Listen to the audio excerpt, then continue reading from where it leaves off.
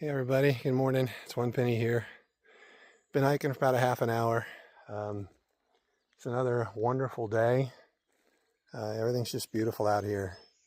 Had a really fun night last night talking with Mega and Backwash and Turkey Sticks, getting their stories. So kept me from doing a little bit of other stuff, and then Backwash and Turkey Sticks tented while I stayed in the shelter, and then Mega came in the shelter and he snored. So, so I turned on a little heater fan to create some white noise, and then he snored louder. And then I got up and went out and slept on the couch in the kitchen area, and he snored louder. I finally went back and shut the door to the bunk room, and that did pretty good, and I got some sleep.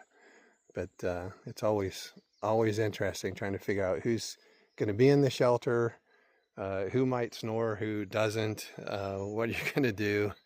And then this morning, Duska told me a story about a guy who he snored so loud, people would get up and leave. that people had, they book multiple nights and then they just go ahead and leave because he's still staying there, and it's incredible. And then other people just were told that there's the guy there, and they would then cancel their booking and decide to go further on the trail and camp.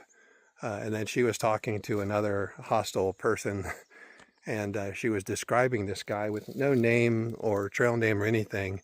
And they said, "Oh my gosh, yeah, that guy is incredible. He snores so loud. He chases everybody away." And she said they ended up staying with him for like 13 nights. 13 nights of chasing away your other business. So that's pretty bad. I hope I don't run into that situation. But I'll do what I can. I could have gone outside. And they're building another bunkhouse. I could have gone and slept in the other bunkhouse. It's the kitchen and stuff isn't functional, but if all you're trying to do is sleep where it's quiet, could have gone over there. So anyways, that was the story about last night. Today, not quite 10 miles, and I'll just keep moving forward. So I hope you all have a good day. I'll see you later. Bye. Hey everybody. I stop here and along the trail and show you something that looks, I think, pretty interesting. If you look across here, what this looks like to me is that the creek was running against this bank and undercut that tree right there to the point where the tree and its whole root system and dirt all collapsed and slid down into the creek and blocked off the creek, and then the creek had to find its way around. So it looks kind of neat. I mean, I've seen a lot of little landslides with trees on them, but that looks like it just slid 10, 12 feet down the slope and blocked the creek, and it's still going strong. So anyways, I just thought that was interesting. I'll head on down the trail. See y'all later. Hey everybody, One Penny here. Another beautiful section, trail along whatever this stream is. A nice beautiful waterfall there, and then nice deep pool. It'd be nice to go take a dip. And then it goes on down quite a ways. I have been noticing, and you can see some up there. This is a lot of trees that have been washed down, gravel, roots up, everything upset. And back up this way, there's more. There's stuff that's been washed up. So it makes me think that when Helene went up, this was maybe the outskirts of Helene, and they got a lot of rain as I moved farther and farther east. I'm not that far from the Georgia line. And I think a lot of the stuff that we see washed down, and down here the stones that are all uncovered, is because this had a lot of that rain and flooding kind of ripped through, washed things out. I don't know that for sure, but it's kind of what it looks like to me. And especially as I look forward and look at the trail going up through there with all of the trees that have been washed down and the opened earth. And anyways, just thought I'd give you a look. The cool thing, of course, this is a beautiful waterfall coming down, and then that gorgeous deep pool right there. Just really nice.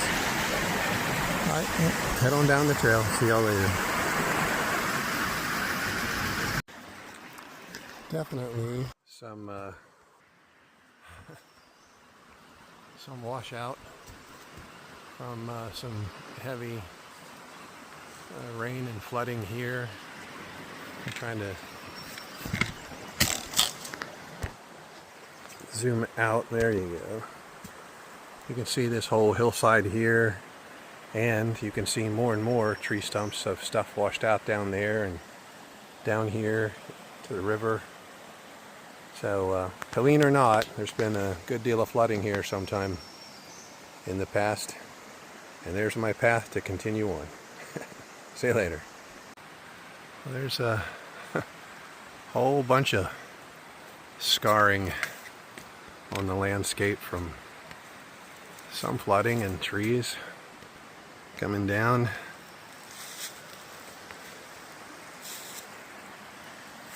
Yeah. A lot of damage.